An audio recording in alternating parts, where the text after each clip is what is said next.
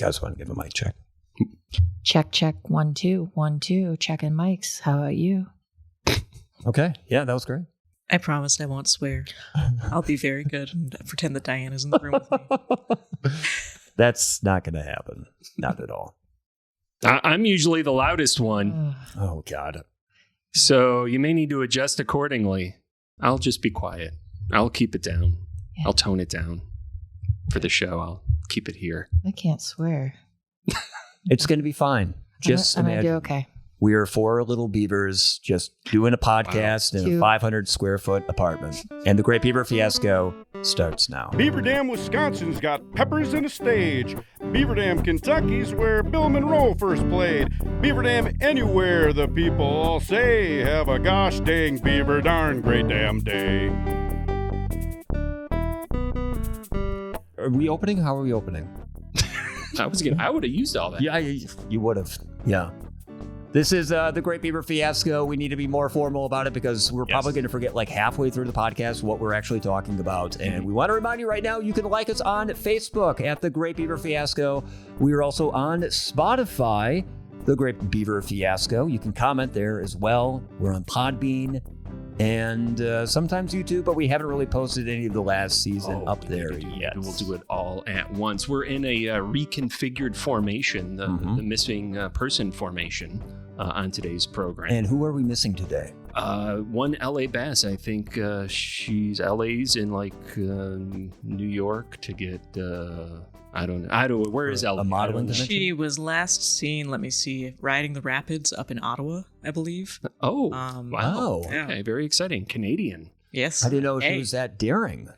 You know, she's full of surprises. What can I say? So the first introduction goes to you. Why don't you make the intro? Our first guest joining us is Zelia Edgar, who actually made a premiere on the inauguration of the Great Beaver Fiasco in the early part of this year. She joins us from her YouTube channel, Just Another Tinfoil Hat.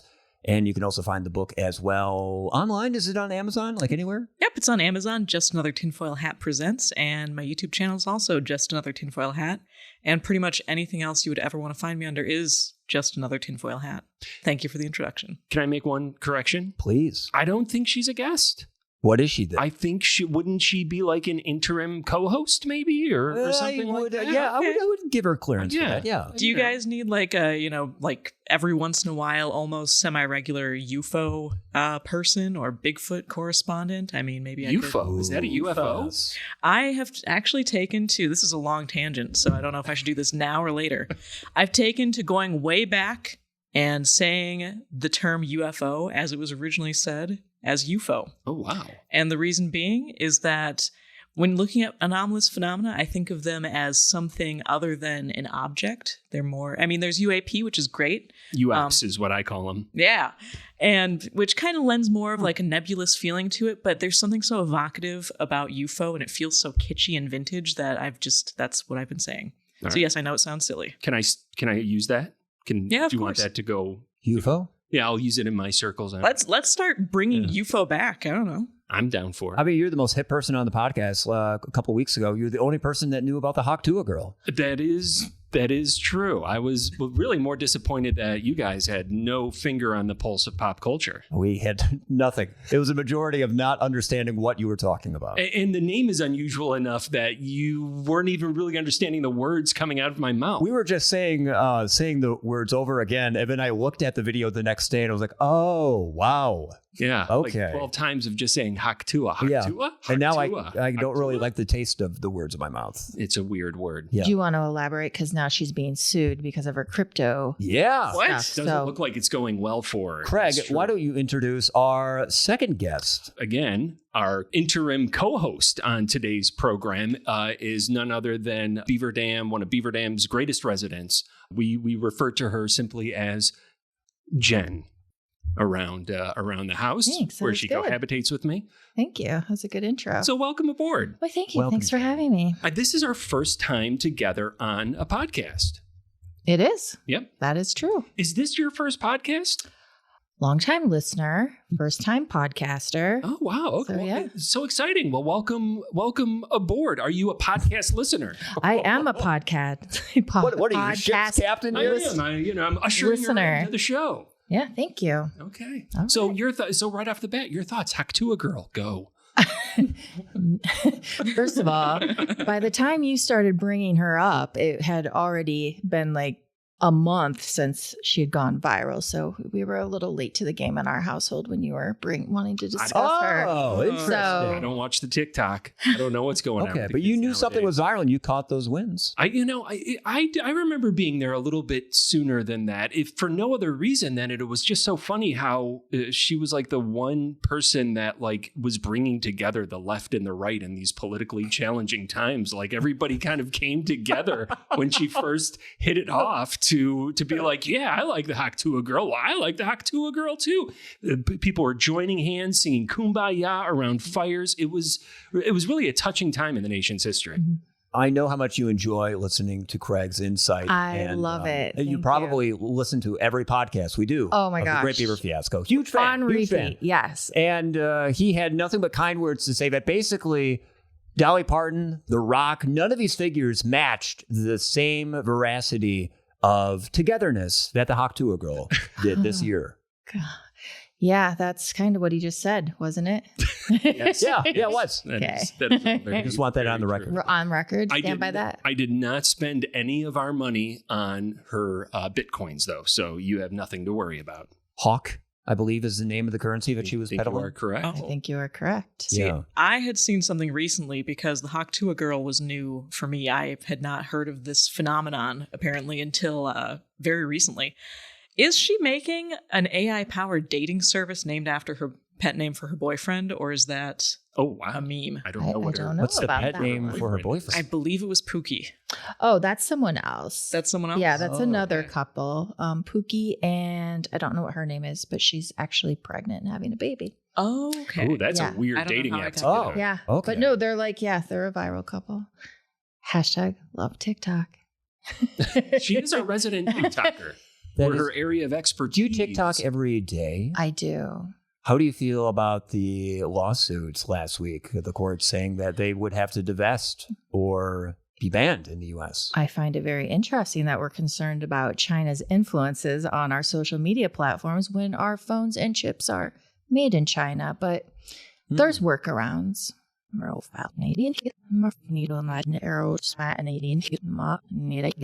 Up and there, that just got blocked. Yeah, Let that's that one right. out of the bag, Jennifer. Sorry. Yep, way to go. Sorry. Well, I mean, you can. Yeah. Right. And I think that's the trick. There will always be workarounds. You could have a VPN, for example. Yeah. Yeah, but then if something like the app won't update right through your Apple App Store if you used a VPN. Oh. I know some people do stuff like this just to watch Japanese specific anime. Right. Yeah. Or if you want to catch something on Netflix Australia that isn't available in Netflix America, that's where you can watch Lord of the Rings, Netflix Australia.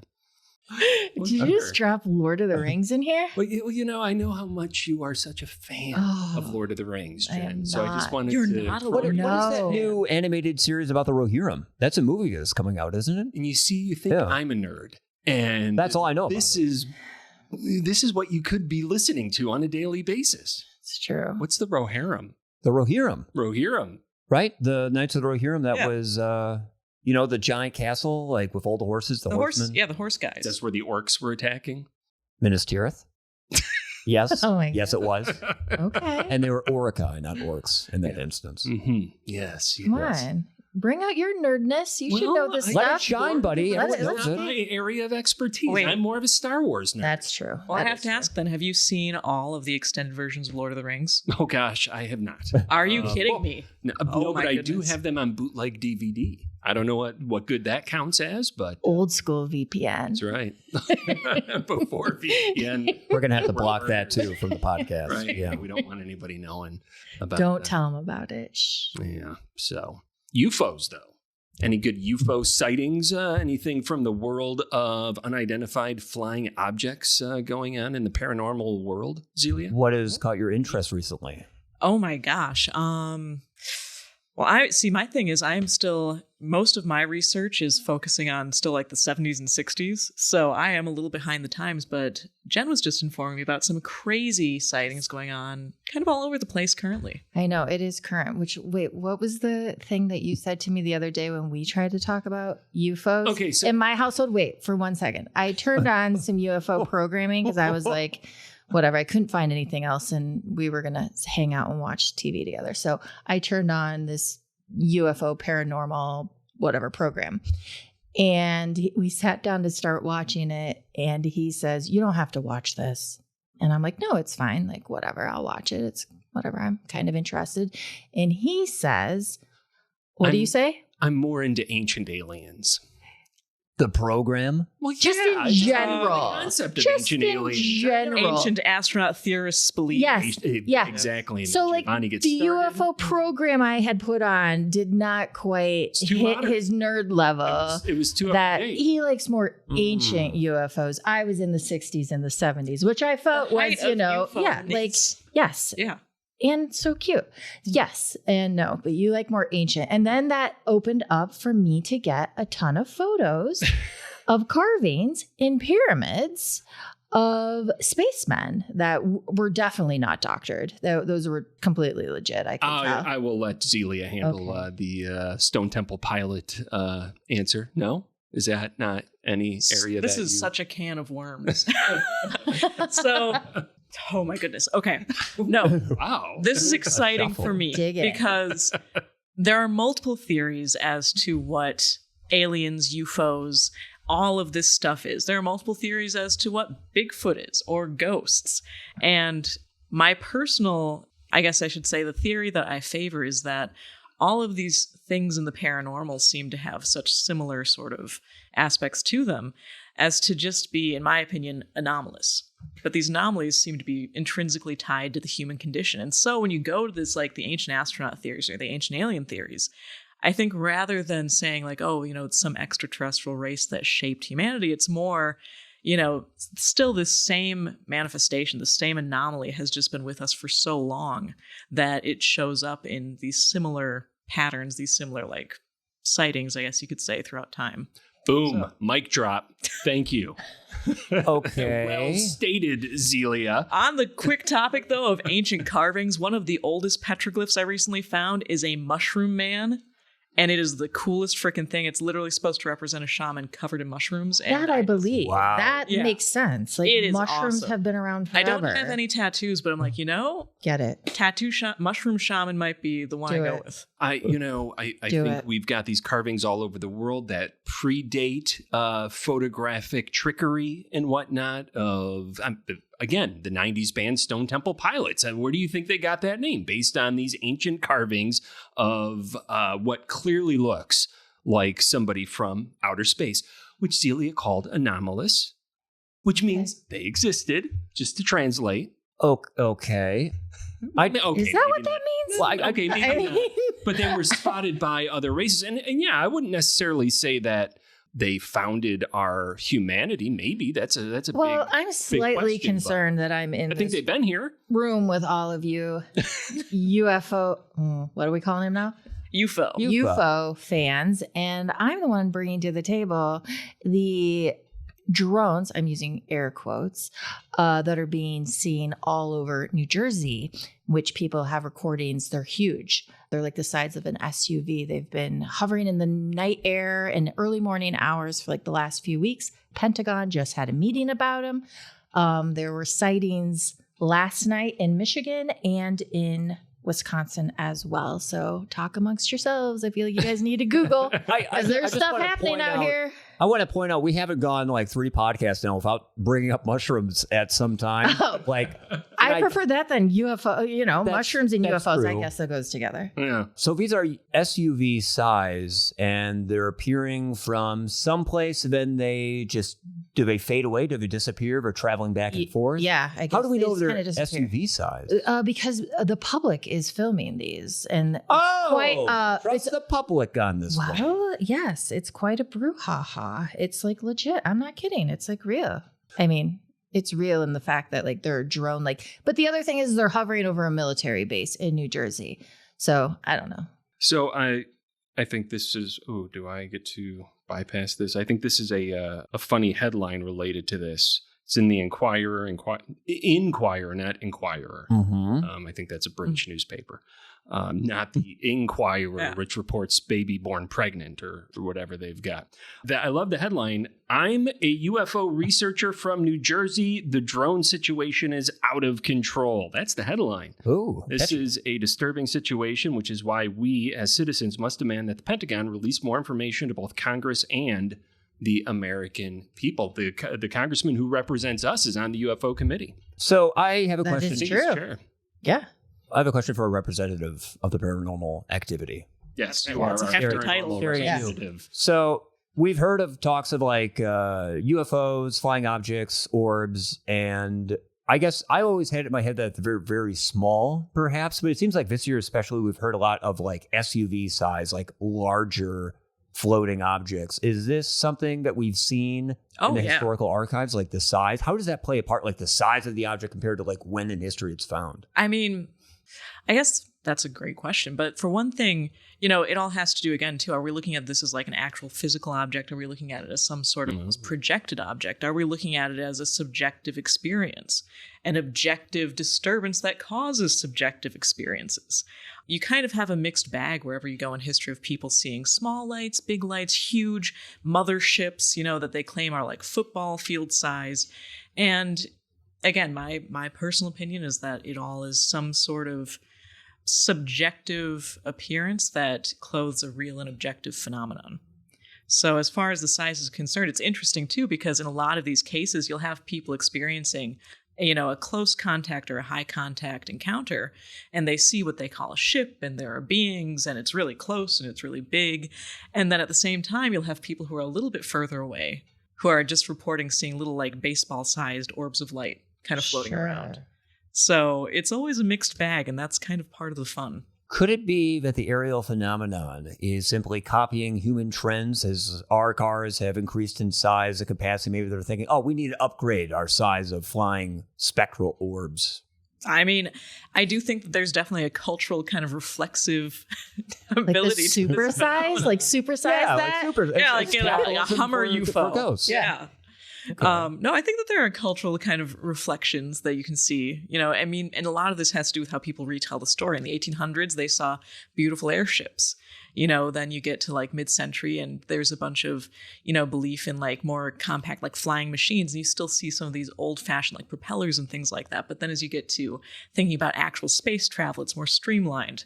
So yeah, I think that there's kind of almost a cultural reflection. In the size issue is especially important right now, I would think, because if it's a small drone, everybody's got a drone. So to a certain point, you could almost rule out an SUV-sized, personally owned drone.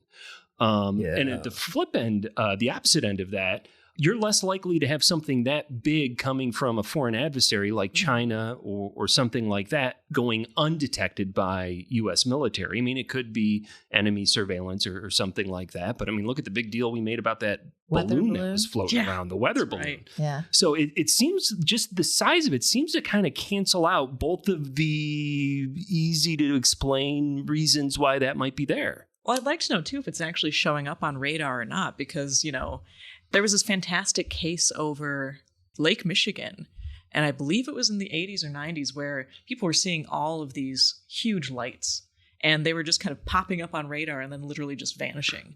I wish I had the actual details for that, but that's kind of the sort of broad strokes of that. So it'd be cool to know, too, if these are showing up on radar or if they're just not. But yeah, no, that's a great point, because if it was coming from, and if it was too, like, again, a physical object as opposed to maybe an energetic manifestation, it would have to have a trail of like, we see where it came from. We see where it's going. And so I wonder if a lot of these sightings, if people do have any record of that, or if it's just kind of spontaneous. You know what I think it is? My theory is Elon Musk is starting a secret blimp company. He's bringing Zeppelins back into the modern parlance. Well, you've seen Elon's Starlinks before. My sister just saw that. You have too? You have too, yeah. Where did you see them? Our back porch. Oh. Weren't you there with me? Was I? Where were you? I don't know. Or did Maybe they not. No. erase my memory? Maybe. Yeah. Oh. They had an Elon Musk brand neuralizer.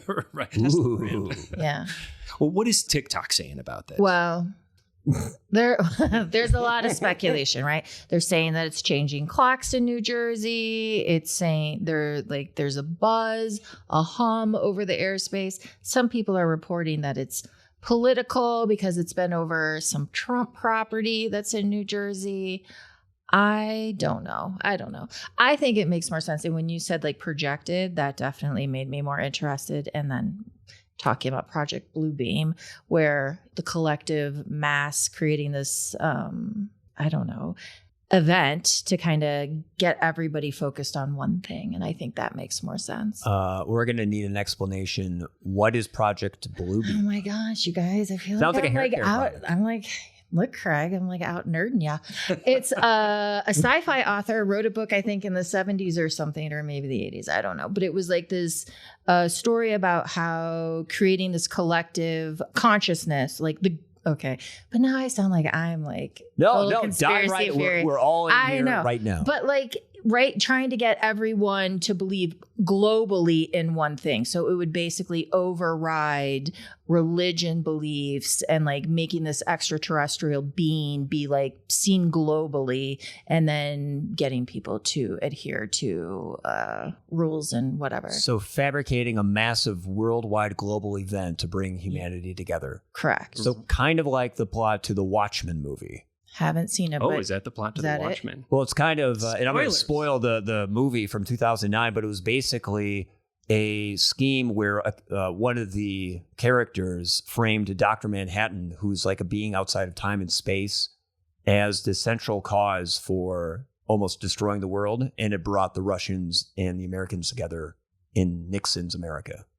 Well, Wow. let's be real. Extraterrestrials are the greatest pro-human propaganda. What do you, Sure, what do, they what do you love mean? humans. Delicious. No, it's like it's a uniting force. Yeah. It's a common threat. What's more pro-human than another thing that we can kind of, Right. throw all of our concerns at? all of Rational. fear. We found out it wasn't a virus, so it's got to be, UFOs. Like it's Rational- got to be the only thing that Oh. connects everybody together to one common focal point, right? Mhm. And to wipe away any preconceived belief systems. So you're saying that whoever created the virus to try to bring everyone together failed and is trying something new? New. Wow. That might be a new entry on rationalwiki.org, which says Project Bluebeam is a conspiracy theory which claims that NASA is attempting to implement a new age religion with the Antichrist at its head and start a new world order via technologically simulated second coming. But wasn't the author like Serge something? Yeah, Serge. Serge Monas. Yeah. Monas. Oh. Yeah. Later published a book called Project Bluebeam, where he outlined it. He's a journalist from Quebec, but a journalist and a conspiracy Oh, theorist. I thought he was a So, sci-fi. and it's a fascinating idea when you think about it. But that may or may not be what's going on in New Jersey. Wait a second. So we're living It's in the era of We of know. Spoiler alert. we live in an era of deep fakes, of hologram Michael Jackson's performances. Wouldn't all this maybe temper us to think, hey, let's be more skeptical about the world we're observing? Isn't there hope Yeah, for I mean, humanity? there's that episode of the Brady Bunch where Peter was able to get with the whistle and the flashlight image of the Yeah. UFO. He was really able my to God. trick Jan and, forgot and about Cindy that. into thinking, ooh, that there was a UFO. He was a talented magician. I think we have to up our game a little bit from that to be able to do it. And what's being talked about here, what's being reported in New Jersey, the myriads of reports that we've had all over the world, the government, U.S. government, just finally, as we're in the middle of a pandemic with all this crazy political stuff going on, just then finally decides, oh yeah, there's aliens, by the way. And in other news, so I mean, it's been an interesting evolution that we've experienced, just incorporating this into our everyday lives. But what does that mean? It means it takes a lot more crazy for us to turn our heads around, I think. Yeah. It's got to be like, they got to up the game. Cthulhu. That's my. I'd like to bring that to the table. Let's bring back Cthulhu. What's that? What is Cthulhu? Sorry. You know Cthulhu, the tentacle-faced old one, the old gods, Necronomicon. No. Ash versus the Evil Dead. Ash versus the Evil There we Dead. go. Now, yeah. Oh, now you're on board. We're back in your little nerdy kingdom. I'm still on Evil Dead 3, so you'll have to. He's still back in the historic days. I could spoil another movie, but I'm not going to bring it up. So, by the way, that's biting my Swen's tongue. head in the box. Army of Darkness is a phenomenal movie, by the way. Yeah, not all the way through it yet. You're still watching it? Well, I mean, I think I trailed off on it. The only ones you've ever watched with me are Evil Dead 2, which is easily the best of the bunch. I think it could be stated. Not Dead by Dawn. Yeah, I will agree. Well, the hand. Yep. When Ash cuts his hand off. When he's got to fight his girlfriend Linda. Oh, yeah. In the shed. Yeah. It was like a comedy, right? It was like kind of. Campy. There's some dark humor to it. Bruce Campbell has got that kind of. I mean, he's the actor in it. Sam Raimi was the director, but yeah, he's very over theatrical. Yes. Yeah, he does a lot of screaming. I imagine it would be like you at a Las Vegas retreat, leadership retreat. Yeah, it would be. That's a really great segue to a future conversation to have here on the podcast. I think it would be the ultimate boost to have Bruce Campbell on this podcast. That's how we know that we have made it as the Great Beaver Fiasco. I think we should try that. You know who else we should try to get on? And I think this could be doable. I think we should try to get, this isn't my idea. I think this was LA's idea too. We should try to get Nick Swardson, the comedian. What? Nick Swardson? Yeah, remember the comedian who bombed in Beaverton, Oregon, or Beaverville, whatever it was, and was ushered off the stage. Oh, it was Colorado because he had gotten way too high from their recreational, offerings over there, and just got so he was taken off the stage after 10 minutes. I think that was like Great Beaver Fiasco episode 3.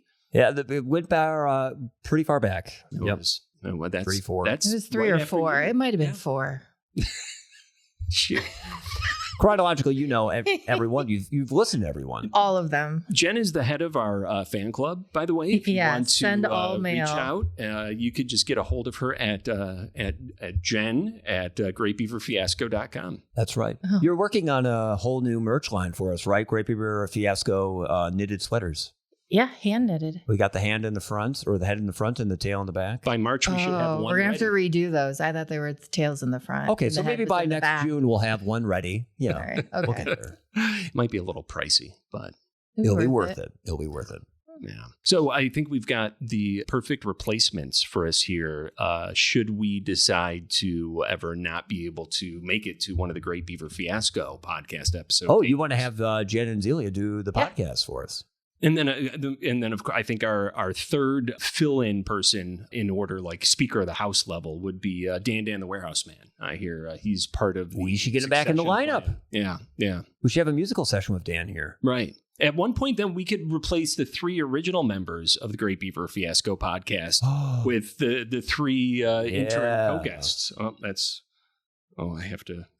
You just have to leave your phone on every time we record. I do. I forget. You just like to remind the audience you're so popular, so great. That's actually just an alarm reminding me that I need to write come up with a better excuse. Take your medication. A beautiful love letter. Oh, that's so sweet. Yeah. Oh. When was the last time he's written you a love letter? Oh my God, 93. That's I don't know. Years. 93 of them in the last 30 years, I think is the correct answer to that. 93, I would probably say. I think you should rephrase the question, Thomas, and you should say the last time I sent a lovely text. I think that that's not the same thing. Well, they're very, very. It's hard to get the flourish of the feather pen in a text, though. There's rhyming, though, good rhymes, internal rhyme schemes. It's got a good meter to it. I think it's more about the time that someone put into actually writing out in legible handwriting a note. You really thought about somebody for at least 30, 40 minutes rather than just, there you go. I don't remember the last time I've even written a note for anything. Groceries.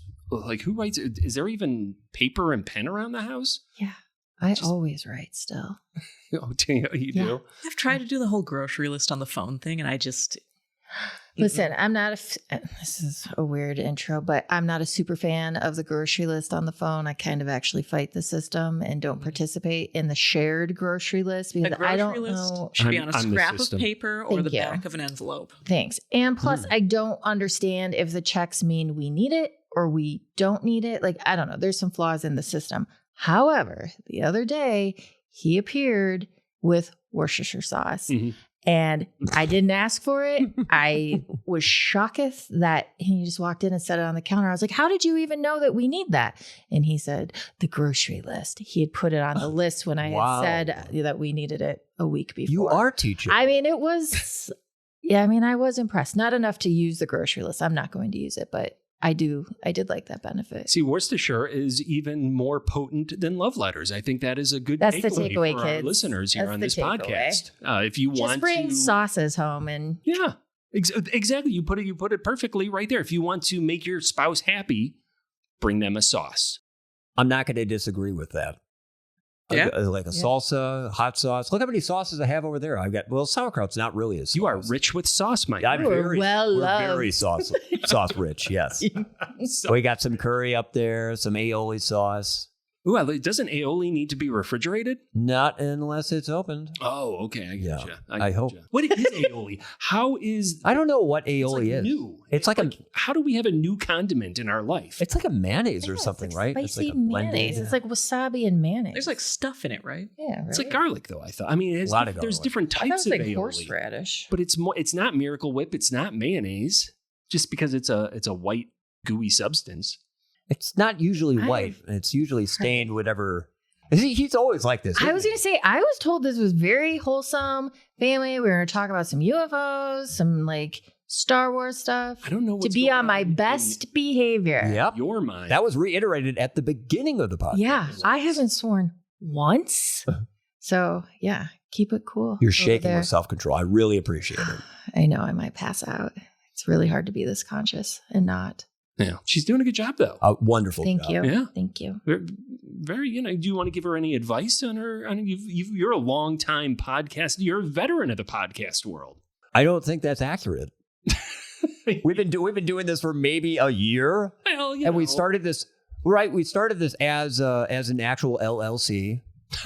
Right? Yeah. Because our parent company is Supper Club Media Radio Network. The Supper Club Radio Media Network. Which is just a gangly, just awful, dreadful expression. I don't know why I thought of it. No one shot me down for it. No, it's a great idea. It's a great name for, I think it's evocative it works. of Wisconsin. Yeah, Sure. possibly. But yeah, we started this as a business to turn a profit. And so far, we have... I don't know if that was the underlying motivation. 4 zeros. I think the reason for the LLC was to avoid getting sued.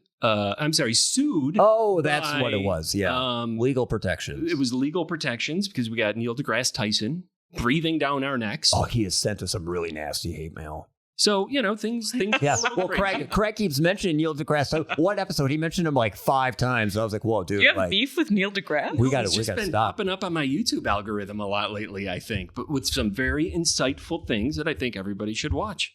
I wonder what he would think about the SUV sized drones.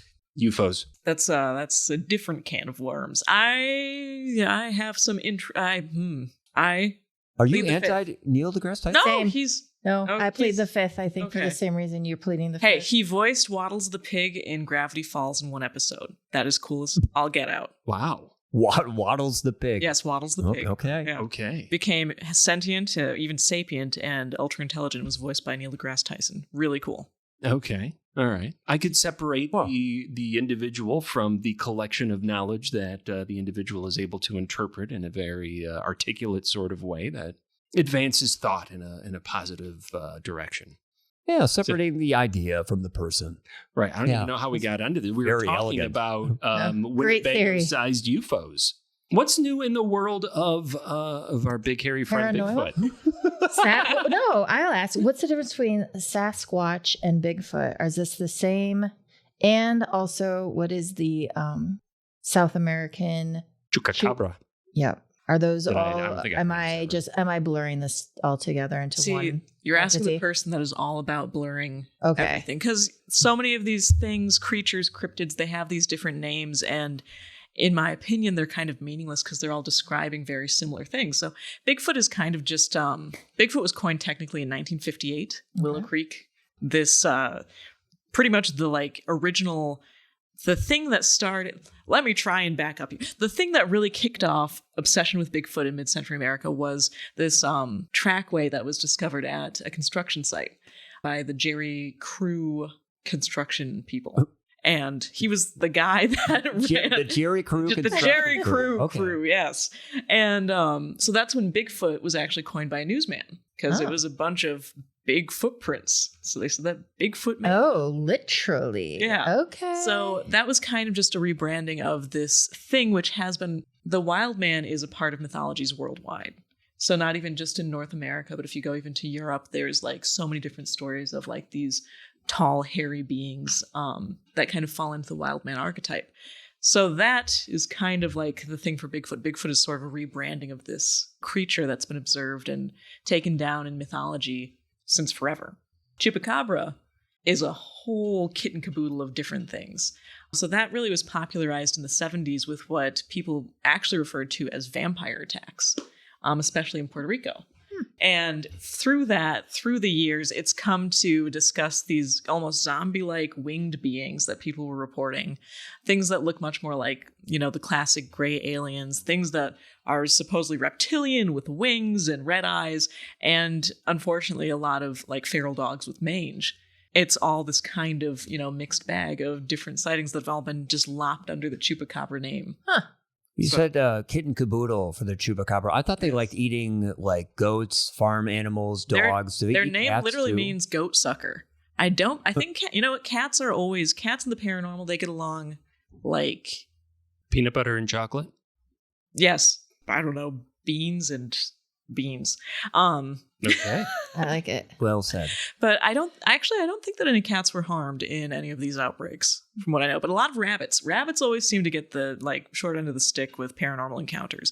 The weirdest thing I've ever encountered was there was this huge outbreak of UFO stuff happening in Banbury in the UK. And they were discussing all of these UFO sightings, and people were seeing strange beings. Some of them actually looked something like Bigfoot, even though it was more in connection again with this UFO flap. And literally right under that article, there was an article about how some sicko had mutilated a bunch of gerbils in the area. And I was like, huh. Richard Gere? I was in like, the area? It was in the area. And I was like, and there's no connection drawn. Huh. And I wondered. So I figured I would be clever and Google Bigfoot and news and find the most timely Bigfoot story and ask you about it. But apparently the Teamsters are just fighting over unfair labor practices with Bigfoot beverage, and that's dominating my entire feed. Bigfoot beverage. Yeah, so you don't know anything about Bigfoot beverage and the Teamsters and any of the... Okay, so let me ask you this then. What are some of the more modern things that are going on in terms of Bigfoot sightings? Is this a story that continues to evolve year after year, news cycle after news cycle, or what? I would say that Bigfoot is alive and well and all over the place. There are lots of people that are still, of course, very interested, very invested in looking for Bigfoot. I mean, that's a huge squatching, apparently, is the new term for it. But I would say that there is, more of a focus kind of on looking at it in a paranormal light. And a lot of that, oddly enough, has to do with Les Stroud, Survivor Man. He is one of the newest proponents of Bigfoot because he had an encounter when he was alone on one of his expeditions, I believe in Alaska. And it was amazing because he was discussing it and it was left out of the episode. But he discussed it later, saying that he heard what sounded like a gorilla. And he was completely alone up in Alaska, and he was thinking to himself, there's no way that a gorilla should be here. And so from that point on, he became very dedicated to looking into the Bigfoot phenomenon, looking at it just as some undiscovered primate. However, as he's continued searching, he's reporting seeing orbs of light in the forests around where Bigfoot is also reported, and in conjunction with Bigfoot phenomena, including sounds and sightings of that nature. Can we support Les Stroud's history, that his familiarity with gorillas? Do we know, he's been to a zoo? Has he interacted with gorillas? That's part of why I trust his judgment, yeah.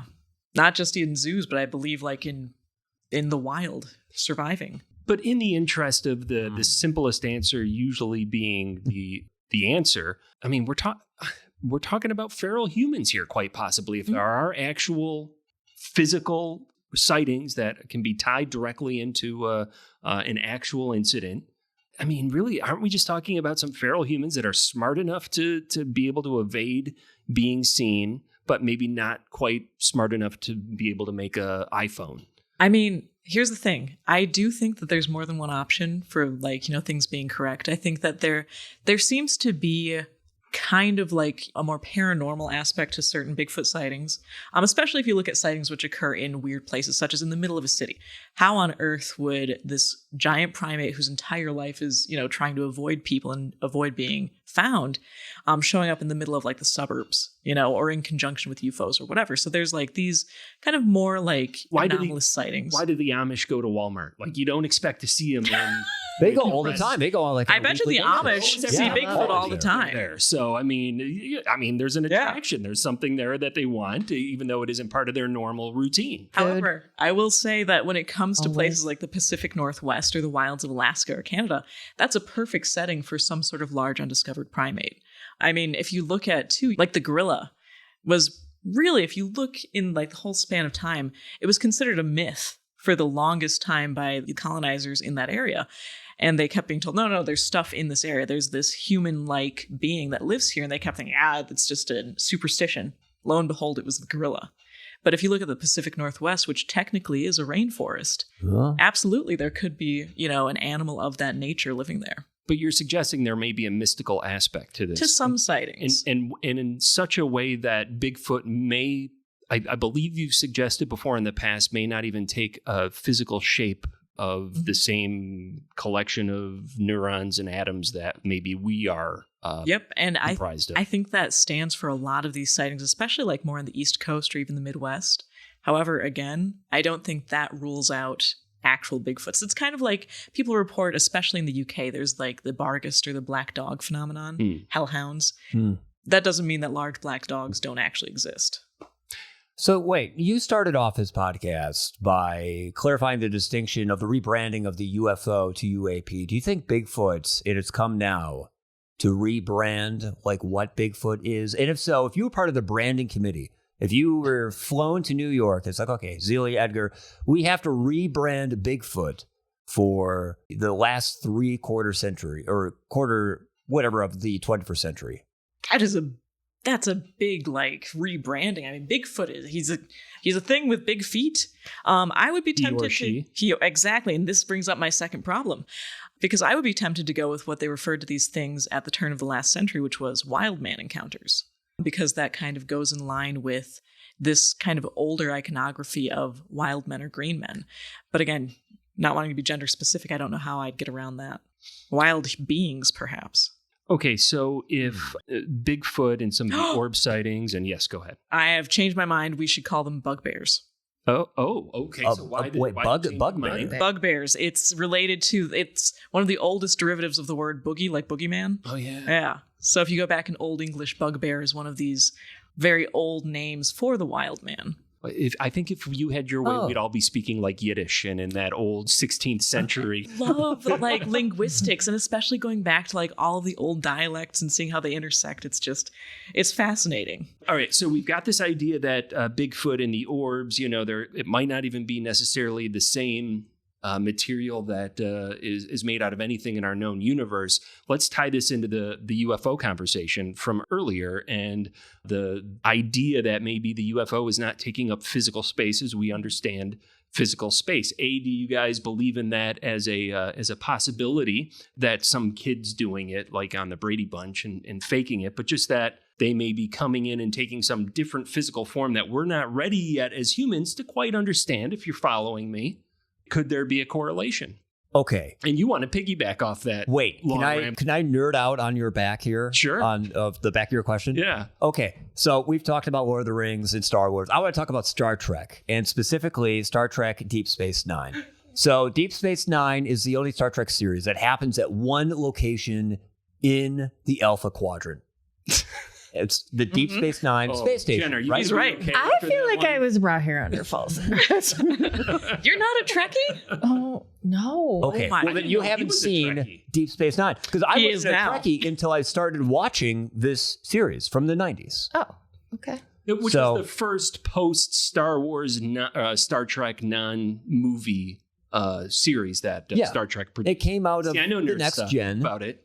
and Next Gen. You know that would have been your Star Okay, Trek. yeah. Next But, Gen was what I was raised after on. Next Gen. It was after Next Next Gen Gen. was- Well, kind of concurrent with the end of Next Gen. Oh, it was. A little bit, yeah. Because at one time, Picard was part of the Borg, as you know, Jen. Yeah. Right. That's this. And Oh. no, that's the Those are Vulcans. Vulcan, but you're in the same movie. But Don't say none, none. according to the Canyon, so the main character, Captain Benjamin Sisko, who is put in charge of a space station, he was on a ship that was attacked by Picard when he was taken over by the Borg. And during that attack, Captain Benjamin Sisko lost his wife. And so he has a lot of animosity towards Picard, which is a very interesting relationship. But what makes the show so interesting is that they happen to uncover a wormhole that leads Yes. to the Gamma See Quadrant. where you're going. And not this- just any wormhole, a stable wormhole. Yes. Yes, Yeah. it is the only Which stable one would wormhole. need if you're college. gonna be going through a wormhole? Right. Better be stable. It's the only one known in the Star Trek universe at the time of the show.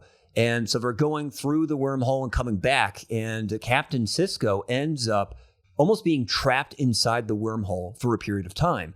And what he finds is that there is a whole race of aliens inside the wormhole that a nearby planet, Bajor, actually calls the Prophets. Which is an excellent concept of the alien astronaut theory. Now, and to kind of continue on this thread here. No, nerd on his back. Yeah, we're really nerding on this one. So the aliens appear to humans as figures from their own life, right? The aliens are non-linear. So they don't understand the concept of past and present and future. They're like, why do you keep thinking about this moment? Like this happened in the past.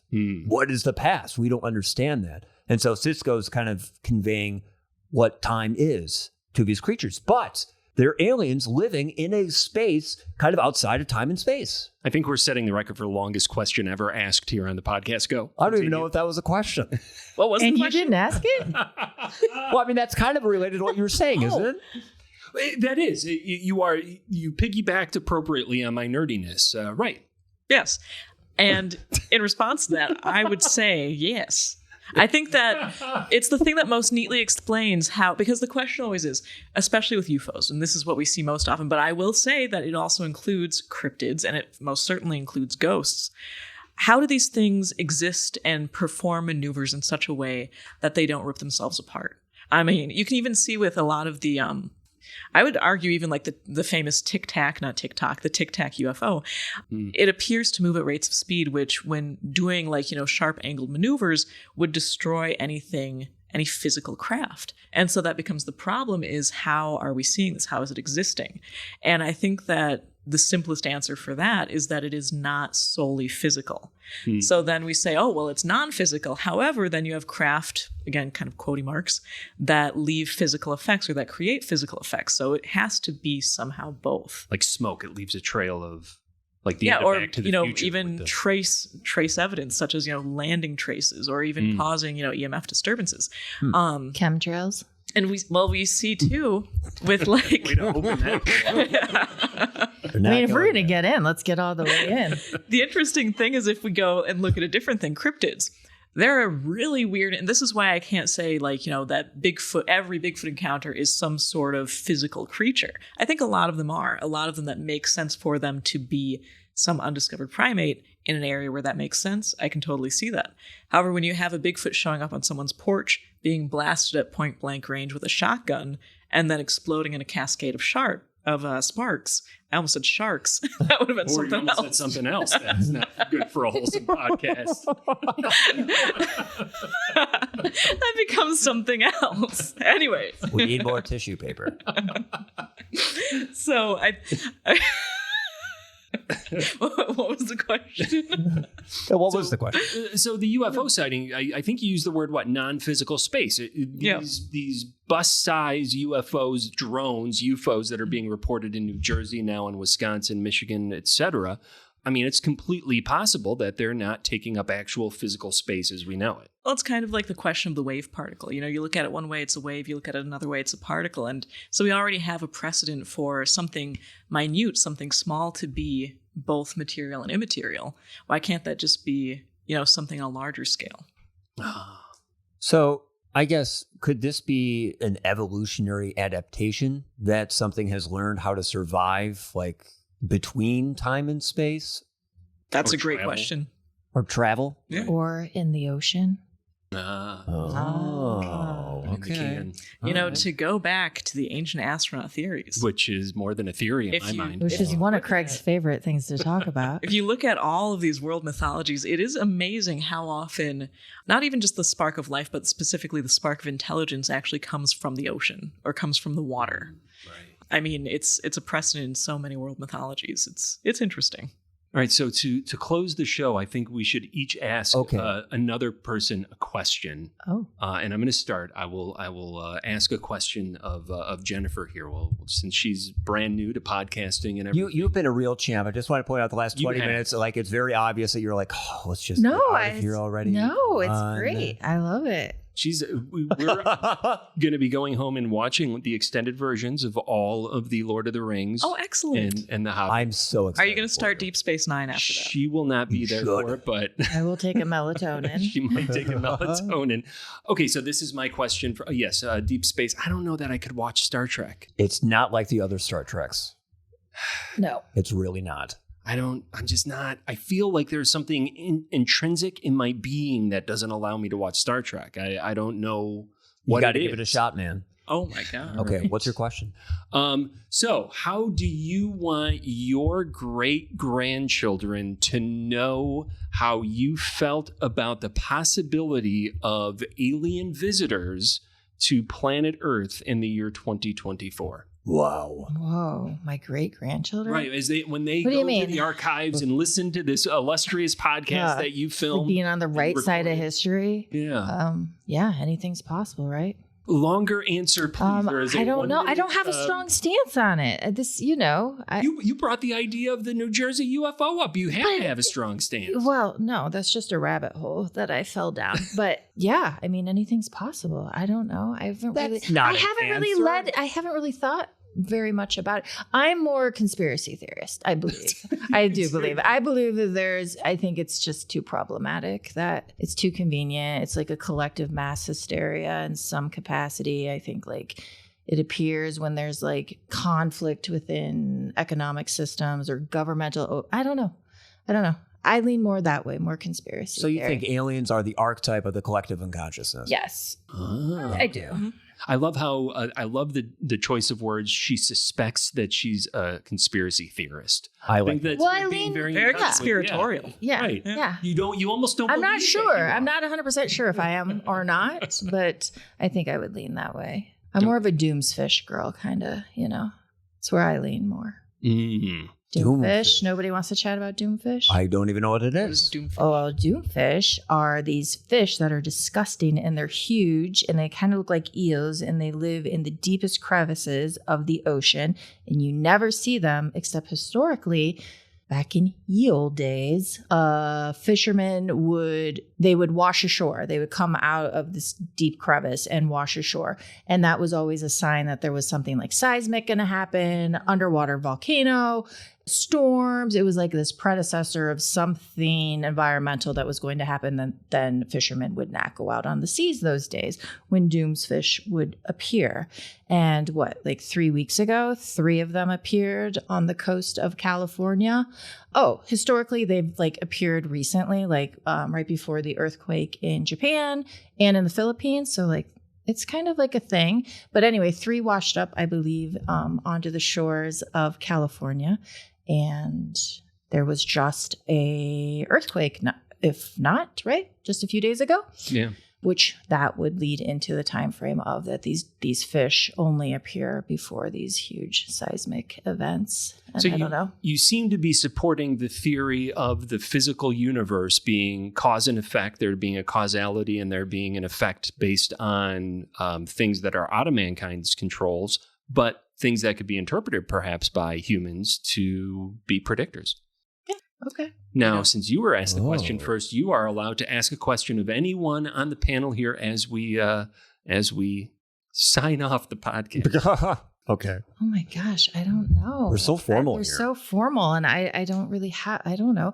Like, I guess I see like the crossover. You talk about Bigfoot, but then you like toss in orbs, so you kind of blur that paranormal into. I mean, I just don't look at like Bigfoot as like a paranormal experience, I guess. Mm-hmm. But you've kind of threw orbs out there kind of loosely. So that's your belief system that there's that paranormal entity. My concept is that, and again, I think that there's the possibility for each. I think of it as the main three genres of the paranormal. There's ghosts, cryptids, and UFOs. And I think that there is the possibility for each type of phenomena like that to exist of its own accord, like especially UFOs, if we look at them as like specifically extraterrestrial life, it's so overwhelming that there's other life out there. It would be silly to think that it doesn't exist. Bigfoot as an example of cryptids, it's a perfectly feasible thing to think that there is some sort of large primate existing in these like coastal rainforests of the Pacific Northwest. However, when we get to these high strangeness sightings, where someone sees Bigfoot and then starts having poltergeist phenomena pop up at their home, or, they see Bigfoot alongside a UFO, or there's, they happen to live in a haunted house where then they also see a UFO. More often than not, you'll see that when people have one sort of thing happen to them, they have the other sorts of things happen to them, and sometimes combined. And so with that, I think that it is something that has more to do with possibly the collective unconscious. Something very integral to humanity. Ooh, I like that. Not necessarily ruling out, too, that there may be other intelligences. Carl Jung even believed that there was the possibility for such manifestations to be the other. Just that it's a little bit more nebulous than, just physically separate things. Can you draw more a direct line between orbs and... Oh, I think we're already out of questions. Okay, sorry. I was going to ask you to draw a direct line between orbs and Bigfoot. There have been numerous sightings. And what that means for you. What Bigfoot and orbs means to me. No, so orbs in particular, and I want to clarify, I'm not talking about the dust motes that people catch on their cameras, but like light phenomena, I guess is how I would prefer to refer to it, even though I use orbs kind of as shorthand. Light phenomena, light anomalies, seems to be kind of concurrent to every sort of paranormal manifestation. So people who have hauntings will report seeing anomalous lights in their homes.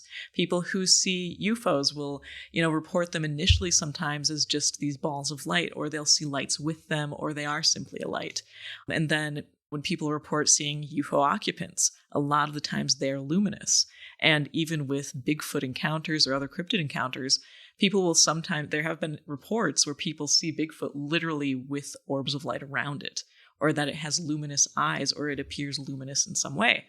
And some researchers believe that the light phenomena is actually the most real part of the encounter, and that the images around it are kind of almost a translation through a person's subconscious mind. So the light is the core of the anomaly. And the Bigfoot or the craft or the ghost or the humanoid is just sort of almost like a subjective, almost dreamlike image that wraps itself around that, which I'm very intrigued by, because I think that, lights, they're so prevalent that that importance can't be overlooked. Well, and when people, I'm sorry, I don't want to jump in, but nearing the end of life, right? Going towards the light, like there seems to be. There's a huge, there's, almost a spiritual or even shamanistic connection to paranormal encounters. And I think it's more integrally human than we maybe would like to believe. Ah, right. Part of our senses that we just don't use very often, perhaps. I was just curious what sort of mushrooms that you might be growing. I have some in the closet here if you're interested. I tried my hand, I believe, at a shiitake log, and it did not go so well. Those are some beautiful mushrooms that you showed us in your duffel bag cooler growing They're a cooler station? Yep. Okay. Yeah, they are gorgeous. And what kind is that? I think they are like blue oyster. And you grew it from just a morsel? Just a little spore? From a little morsel. Yes, a little morsel of a spore. Yeah, it was a log from a Woodman's grocery store, and I just sprayed it and kept it warm and incubated it. And the log was for that specific purpose? Oh, yeah, it was meant to grow mushrooms. Wasn't sure if Woodman's just had because they have wood in their Mushroom name, log. just sold random logs. So now by the Now I've rules got a invested in, Okay, well, this will take some explaining, but I am going to rewind to the Doomfish. Okay. Thank you, because you have settled a problem for me. I have been trying to figure out what to get on one of those airbrush t-shirts at the mall. I'm dead serious. Yeah, I didn't Doomfish. know you could like have them do stuff. I somehow missed that information when I was young and was transfixed by these airbrush t-shirts. And so I think I'm going to go with Doomfish. I've been agonizing over this for months. Did you Google it and see what they look like? No, but So the name heinous. itself is just so great. So you've saved everyone around me Can just hours of listening to me as their ears bleed, talking about what I should get on a shirt. Can you just like put on there like the end is near or something? Maybe, I don't know. I might just get Doomfish. Like it's a Doomfish. band. Yeah. Oh, And I so like that leads me to my question, Craig. If you were going to Ooh. get an airbrush t-shirt, what would you get on it? my wife, of course, smiling with both Wow. thumbs up. That would be a big one. You know, Jen and I actually, because of our advanced age over you youngsters, we did have a very interesting era that we lived through, which was the era of the mall. And I had a excellent like mall youth, you know, I mean, it was the quintessential 80s mall experience. You were a mall rat, weren't you? I was a bit of a mall rat. Yeah. Interestingly, Jen lived a half hour away from me, yet we still, and she had the Woodfield Mall, which is kind of well known in the Midwest, I think. It's kind of like, you know, second only Shout out to the Woodfield Mall. second only to that Mall of America up there. But Well, that one. that would have been her mall, but she actually traversed the hallways of my mall, the Harlem Irving Plaza, the Hip, in Norridge, Illinois, Oh, which is wow. really unheard of. The fact that you would go that far away from your house to go to, That I would go to from the burbs to the city. yeah, pretty much, Yeah. yeah. Even though it was technically in the burbs also. I grew up Okay. across the street from the suburbs, but I'm a Chicagoan.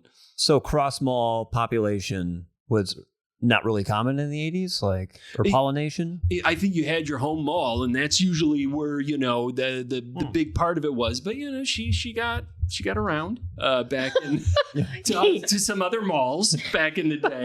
We didn't have the internet back then, kids. So, She explored a little bit. yeah. But we did. Yeah. We had the airbrushing stations, you know, that was a huge huge thing at I'm the fascinated by this. I did not know it was a thing, and now it's been like 2 months now that I've been agonizing over what to get. because you're trying to capture some of that 80s mall. I don't know. She's It lost one. just transfixes me. And you're That's all going I to go can for think like the airbrushed like blue Yeah. and like you're going to do like the whole Yeah. See, I was thinking about doing one that was based off the Riddler, the best character in existence. But I was like, nah, I don't know if they'd capture that, you know, and then that's a little plain just doing a question mark. And then I was like, oh, well, I'm a Pisces, so maybe I would do like 2 fish and like one's a skeleton fish and one's not. So maybe I'll just stick with that, but have it say Doomfish. Doomfish. But doomfish are very wispy already. If you, They look if like you look eels. at them, They're they look sick. like Yeah. They look like old, like, you know, Here Be Monsters paintings on maps, kind of. I bet you that's where those come from. Okay. Yeah. Okay. No, you're not going to do Bigfoot though. An airbrush Bigfoot. See, I feel like that could end up looking kind of like It's cliche. I don't know, Oh, you don't want to. like a She gingerbread wants man. or original. something. Something original. Yeah. Yeah. I was thinking about going with Starry Gazy. That's a Cornish pie made out of fish looking out of the crust. Then I was like, I don't know, that seems a little weird. I was just thinking odd I pie. don't know, I You kinda guys see, like this it. is what I this is kinda what I've like been it. subjecting my family to. I kind of Yeah. like it. So say that again. It's called what? Starry Gazy pie. Starry Gazy Yeah. pie. I think Jen Yeah. is going to be We're getting gonna a new make that. airbrush shirt. Oh, that's going to be Christmas dinner. Hold up, let me show you. Do you have a recipe? Is that on Pinterest? What if the fish were doomfish in the pie? It would be Doom Pie. Doom pie. Yeah. You Good serve name for it a to your Yeah. your nemesis. Wow. See, look at this. That's absolutely never heard of horrifying. this? Go to YouTube so you can see the video. I guess I have, but I didn't know that was like a. I Yeah, thought it was it's a just real like thing. art or something. No. I didn't realize it was food people Leave it to the consume. Cornish. I have Cornish ancestry. That's why I'm so intrigued by this. Wow. They have their own dialect. They've got some great fairy lore. Do Starry they? Gazy Pie. May Day celebration at Mouse Hole. But well, Oh. so it seems like there's a lot of airbrushing ideas right just off Wait, that. say the Look at last. all these, yeah. Please say that last one. A part. May Day celebration at Mouse Hole. I think I saw that in a flyer once in a bathroom stall in the 90s. Get out of my mouse hole. 18 and up. A May Day celebration at a mouse. What is At Mousehole, it's a At city in Cornwall. Mousehole. It's what? A city in Cornwall. Oh. Yes. Oh. Yes. It kind of sounds like an eclectic music festival. You know, Mayday heading down at to Red Mousehole. Rock. Maybe you're going to Electric Forest. Hey, let's hit up Mousehole later this summer. Yeah. Yeah. Wow. I took some Doomfish at Electric Forest once one year, and it was just crazy. Let me tell you. So that puts me, I get two, but then Thomas has to ask somebody a question. Well, apparently not, because we went right into triangle. Well, then you get the wild card and you could ask anyone. So I'll ask you the question. What does it... Wait, I thought I was he one. has to ask the But question. you're already You've already the asked one. question. Okay. Well, you were already asking. You already me. asked the question. But nobody asked him a question. Did it? Yeah. You just Reverse said like, Rhino. hey, now you get to ask a wild I'll, you know card what? question. I'll ask, what do you want? What does everyone want on a t-shirt? Hey, Thomas, We're all going what's to the your airbrusher. question? Let's just cut to the chase. There's so many questions here. Wait, so what is my question that I would ask who? Anyone? Anyone. Sure. Who? I guess I will ask Jen, since you are the interim host at this time. Yeah, for joining a podcast and going right to interim host. That's unheard of. Yeah, Wow, no, know it's somebody. it's Did I huge. just get a promotion? Yeah, I think so. Yeah, Okay. it's never been heard of in the podcasting world. So my question for you is, if you were to start your own podcast, who would be your host or co-host, and what would the podcast be about? Oh gosh, I don't think I would. I don't think I would have a co-host. I think I would just have a producer. Smart. And it would be more like advice, pop culture, tangents, just like, just random what's going on. Actually, probably really what I should do is like give a TikTok update, because I spend a lot of my time there of just like letting you people know what's going on out there in the world of TikTok and keeping you abridged to, what the kids are talking about. So you get it like before you see it on a reel or, 3 weeks later. What? Yeah. Like on Instagram. You'll or, be the bridge between the currentness of TikTok and You know the rest what? of us who aren't. the on world TikTok. loves a 50-year-old woman, really bridging the gap of pop culture on social media. I could really enlighten. I'm surprised you don't have 1 million followers already. Oh, I'm just a voyeur. I don't put out content. I'm just a consumer. I'm noticing a pattern. This is just like the opinion about aliens. You were an observer of the conversation. You didn't really want to take a side. Science. I'm just And it's consuming same the with data. TikTok. Yeah, just consuming the data. Why don't you throw yourself out Sure. there? Okay, I could if I have something to say. Would podcasting be the platform that you would choose to use? I don't know. So possibly, but it would not be. I would swear. Yeah. I would swear and talk about things that are not just UFO stuff. That's on the show. You just caught us. We talk about it a lot. Well, you said, what can you talk? What do you know that you would know like to talk about? And that was all I could you think looked of. at your phone. You're like, well, wow, no, I'm I'd been looking in a at rabbit UFOs. hole over this New Jersey situation, so I felt you guys would really have some insight of what was going on. I didn't know that I would be bringing the most insight to this group. So I'm just as surprised as you are. How is a rabbit hole different from a mouse hole? It's bigger. Good question. I guess that's a question for Zelia. I don't believe rabbit holes are in Cornwall. Mm-hmm. Oh. They don't have rabbits there. Too many chupacabras roaming Exactly. around. Too many. The question is, Actually, you know what? Cornwall is famous for so many sightings of the devil. There's even the devil's dandy dogs.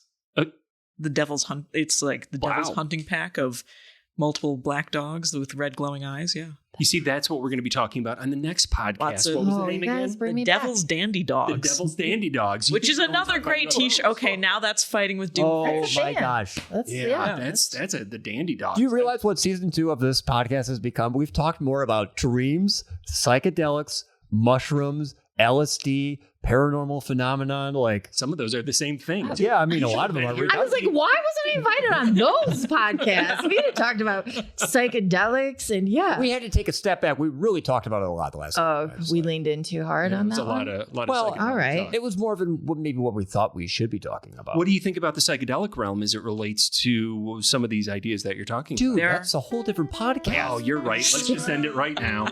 Beaver Dam, Wisconsin's got peonies and parades. Beaverton, Oregon's where shoes are made. Sorta. Beaver Dam, everywhere the people all say, have a gosh dang beaver darn great damn day.